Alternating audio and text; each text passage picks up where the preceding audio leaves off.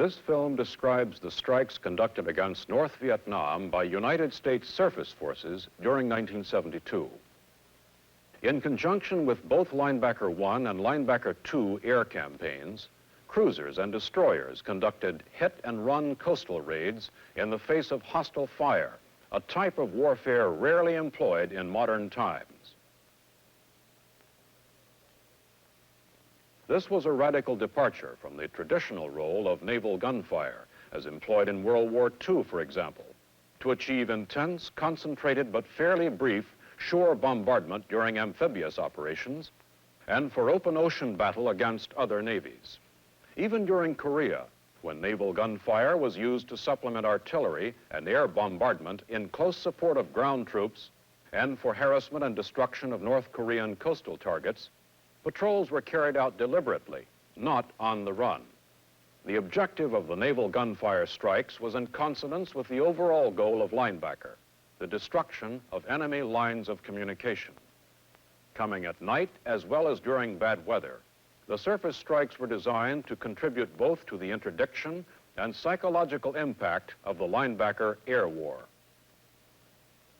On the 1st of April, 1972, less than a week after the start of the communist invasion, surface strikes, which had been suspended since the bombing halt of 1968, resumed against North Vietnam.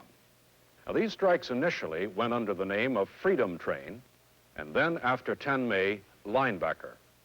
Within a week and a half, 7th Fleet ships were striking coastal targets ranging from the demilitarized zone to Haiphong. With only short, irregular interruptions for typhoon evasions or demands for other operations, the surface war would continue daily until 15 January 1973. During Linebacker 1, operations were conducted by two task units, Task Unit 77.1.1 and Task Unit 77.1.2. Operationally, the actions fell into three broad categories. Task Unit raids against specific targets from the DMZ to Haiphong. Merchant ship surveillance, interdiction against waterborne logistics craft, or WBLCs, and target of opportunity attacks at the Han La Island anchorage vicinity, and finally, special strikes. Let's look at these three types of operations in detail. Task Unit raids against specific targets from the DMZ to Haiphong usually consisted of 3 to 4 destroyers with a 6 or 8-inch cruiser at times. The largest number of ships ever used was 14. Because of the air threat from MiGs, at least one of the destroyers had to be a DDG equipped with surface-to-air missiles. Only ships with more than one gun mount were allowed to participate in shore bombardments. Thus, only DDG-2, DDG-35, FRAM-DD, DD-931, and DD-945 class destroyers and the cruisers Oklahoma City, Providence, and Newport News saw action on these raids. Because the considerable hostile fire encountered by the units were assumed to be optically directed, and also due to the MiG threat, nighttime strikes became the rule after mid-April.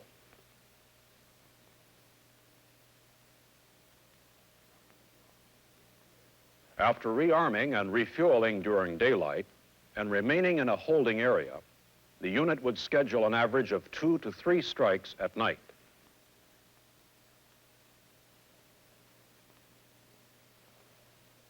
The unit would form about 40 miles offshore an hour or so before the scheduled strike time. The task unit would then begin its run-in, reaching a top speed of 27 knots as it came within gunfire range of the CD, or coastal defense sites. Nearing the coast, the task force would make several course changes, or zigzags, and dispense chaff to clutter possible enemy radars.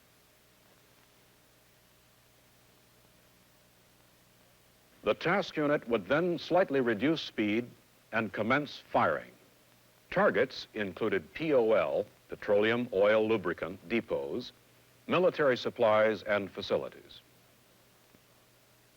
After the last round had been reported fired, the strike commander would immediately order the task unit into its retirement course so as to space out ships and gain distance from the coastal guns. Ships' batteries were kept unmasked for possible counter-battery fire and to complicate coastal defense fire control. A ship with an aftermount was generally stationed at the end of the withdrawing column, which retired at full speed until out of coastal defense range. The second type of surface operation, merchant ship surveillance and WBLC interdiction against offloading attempts at the Hanla Island anchorage area, was conducted exclusively by Task Unit 77.1.2, the Southern Task Unit. Chinese merchant ships sought to offload here after the pocket money mining campaign of North Vietnamese ports on 9 May. This policing consumed a great deal of surface time and effort. To decrease the threat from the Hanla coastal guns, the ships operated outside their range during the day. Active interdiction was carried out at night.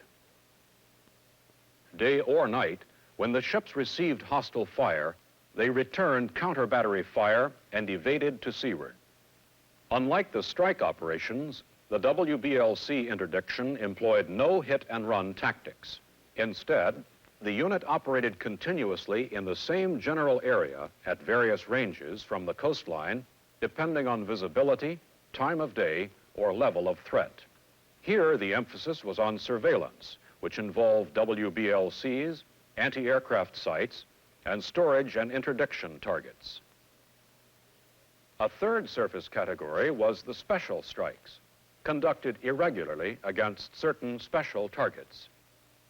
4 separate raids on Do San Peninsula near Haiphong, for example, were aimed at valid military targets such as POL depots, but also for diversion, harassment, and as a psychological show of force. Opportunities to hit transient but lucrative targets were also exploited. And finally, special strikes were conducted at coastal defense sites around Han La when their surface or anti-aircraft fire reached an intolerable level. The first strike at North Vietnam took place on 5 April, with gunfire directed at the Ben Hai Bridge and surface-to-air missile site just north of the DMZ. Soon after, the 2 task units were striking in the northernmost limits of North Vietnam, as well as at Dong Hoi, Vinh, Ton Hoa, and the Do San Peninsula.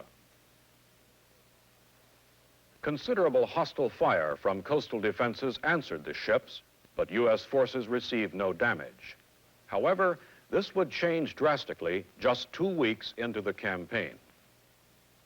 On 17 April, USS Buchanan, DDG-14, received a direct hit during a strike in Brandon Bay, resulting in 1 man killed and 4 wounded in action. On 19 April, one of the year's major encounters took place and became known as the Battle of Dong Hoi Gulf. While carrying out a daylight raid against supply targets around this southern panhandle city, Task Unit 77.1.1 was engaged by 2 MiG-17s. Their first ordnance was aimed at Oklahoma City, but missed. However, one of the MiGs scored a direct hit on Higbie's Mount 52, which had been evacuated because of a hang fire. Luckily, no casualties resulted. Later on that same occasion, one, perhaps both of the MiGs were down by Sterrett's Standard missile. As April came to a close, 7th Fleet assets were being rapidly augmented for a greater effort. The cruiser Providence was chopped to fleet control, followed by Newport News, carrying 9 8-inch barrels, biggest naval guns then active in the world. May was ushered in with a bang. Hanson, DD-832, suffered minor topside damage from an airburst during a strike in Brandon Bay. This was followed on the 5th of May by a direct hit by a dud projectile which lodged in Hanson's weapons office and failed to detonate, 6 days later, the same ship received shrapnel damage topside during a strike at Tanhua. Thus, Hansen became the most frequently hit ship during the campaign, though not the most severely damaged. On 9 May, a 6-ship cruiser-destroyer strike against the Dosan Peninsula was carried out. It was the sole occasion when all 3 7th Fleet gun cruisers, Newport News, Oklahoma City, and Providence, fired together. Throughout the morning and evening raids, hostile fire was intense. Buchanan participated in both strikes and was exposed to over 1,400 rounds of artillery fire, probably the highest volume of CD fire for a single ship since World War II. By June, pocket money had sealed off North Vietnam from the sea. However, the offshore island anchorages at Han La and Han New were left unmined. On 4 June, Task Unit 77.1.2 began its full-time surveillance of Han La to prevent Chinese merchant ship offloading. At Han New, interdiction was assigned to TAC Air, partly because of the greater coastal defense threat there. While at Han La, Strauss was damaged and disabled by an underwater explosion, later determined to be a mislaid Mark 36 destructor mine. This type of mishap would occur several times later, notably on 17 July, when Warrington, DD 843, was so badly damaged by a probable mine explosion, she had to be decommissioned. On the positive side, a Saratoga A-7 pilot was picked up by Wiltse while operating off the Han La area, one of 2 coincidental search and rescue services performed by the ships during the campaign. Perhaps the single most productive linebacker naval gunfire strike took place at Vinh Quang during daylight 8 August. In their last combined operation, the 2 task units fired 128 rounds on target with 286 rounds counter-battery against CD sites. 750 rounds of hostile fire were received, but no damage was suffered. Later, it was revealed that the raid had blown up 100,000 rounds of artillery ammunition. Toward the end of October, when the Linebacker 1 stand-down was ordered, the United States surface effort declined markedly. During Linebacker 2, naval gunfire missions were planned to coincide with the Linebacker 2 night air attacks against the Hanoi, Haiphong area. These missions were designed to add further psychological impact to the intensity of U.S. strike operations. A total of 18 firing missions on 13 targets were conducted during the 11 days of Linebacker 2. The targets attacked included bridges, Army barracks, a storage area, and coastal defense sites. The last battle damage incidents occurred during the second half of December. On the 19th, the Goldsboro DDG-20 received a direct hit that resulted in 2 killed and 1 wounded. The final round impacted in North Vietnam on 14 January 1973 from USS Turner Joy, DD-951, one of the 2 original participants in the Gulf of Tonkin incidents in August 1964. Overall, during the Linebacker surface campaign, the Fleet Rehabilitation and Modernization Destroyer, or FRAM, was the most prevalent ship type, both at Han La and elsewhere. But exclusively along the coast, the twin-gun 5-inch 54 DDGs and 3-gun 5-inch 54 DDs of the 931 and 945 class accounted for the most missions and expended the highest number of rounds because of their high rates of fire and extended range capabilities. Newport News was one of the most valuable ships to operate in the raids. With her 3 triple 8-inch 55 turrets and 6 twin 5-inch 38 mounts, the ship was equivalent to an entire strike force, sporting 21 gun barrels and capable of striking 3 targets simultaneously. By contrast, the 6-inch light cruisers Oklahoma City and Providence, although delivering a larger payload, had a much slower rate of fire, no guns aft for counter-battery fire, no air burst capability, and no real range advantage. In this respect, they could be matched or even outgunned by the multiple-barrel 5-inch 54 DDGs. Assistance in spotting, that is, adjusting the gunfire to bring it on the target, did not occur frequently and was not a major factor in the surface strikes. Most of the strikes were at night, when spotting was very difficult, and naval gunfire targets often were in the proximity of heavy anti-air defenses. In this environment, spotting would have been hazardous. Also, naval gunfire targets were often some distance inland, too remote and dangerous for spotting. Even when spotting was feasible, there was generally a shortage of experienced airborne assets, either helicopter or TAC-air. There were in all over 5,500 surface missions during Linebacker, with over 150,000 rounds fired. Gun damage assessment was difficult, since almost 1/3 of the firing was long range, 20,000 yards from the target. However, nearly 700 secondary explosions or fires were reported. A total of 94 WBLCs were listed as damaged or destroyed. 7 unidentified surface contacts were destroyed or damaged. 17 warehouses were destroyed, and the raids damaged or destroyed many coastal defense sites.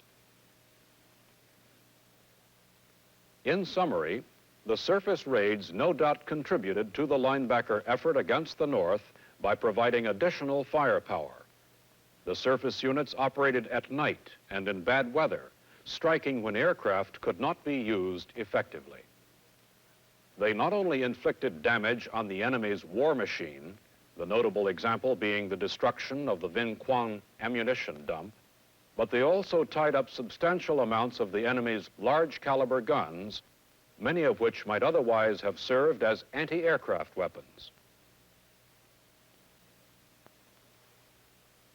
Along with TAC-air and helicopters, the ships hindered input of Chinese supplies in the unique Hanla operation and destroyed much of the shore-bound cargo. However, the impression remains that the ships may not have been used very effectively as weapons systems. Tying up 3 destroyers to thwart offloading from a single merchant ship, for example, raises the question of overall cost effectiveness. Also, for the coastal raids, the damage inflicted by an average of 3 destroyers firing while zigzagging at high speed and using only navigation inputs for fire control may have been small in relation to effort expended and risk incurred. And finally, the surface force encountered no significant enemy threat, except for the intense coastal defense fire, the major source of ship damage, and the occasional daytime appearance of MiGs. The shore artillery appeared not to be radar-directed. Virtually no surface-to-surface missile incidents were reported, and unlike the North Koreans during the 1950s, the North Vietnamese did not resort to mine warfare. The Linebacker surface campaign presents 2 issues for consideration. Should the United States Navy plan for and equip its ships for the type of surface warfare conducted during Linebacker? And if so, what improvements would be likely to enhance fleet capability? For example, rocket-assisted projectiles, guided bombs, remotely piloted aircraft for spotting and GDA, and improved point defenses.